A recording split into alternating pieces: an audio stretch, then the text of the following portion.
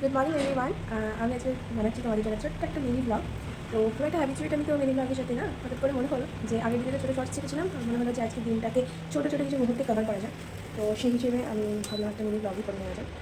তো এখন থেকেই শুরু হচ্ছে, আর এখন বাজছে হচ্ছে সকাল 8:52।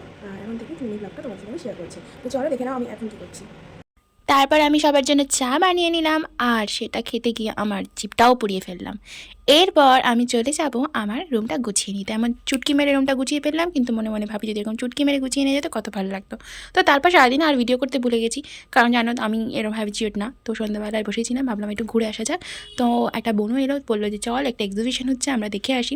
তো সেটারই আমরা দেখতে চলে গেলাম চট করে।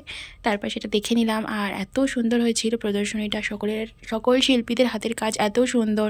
তারপর নাচ গান কিছু আবৃত্তি শুনলাম। তারপর এইভাবেই আমার দিনটা কেটে গেল। তারপর একটু ছবি টবি তুলে আমরা চলে এসেছিলাম বাড়িতে। তো আজকের ভিডিওটা এইটুকুই, টাটা।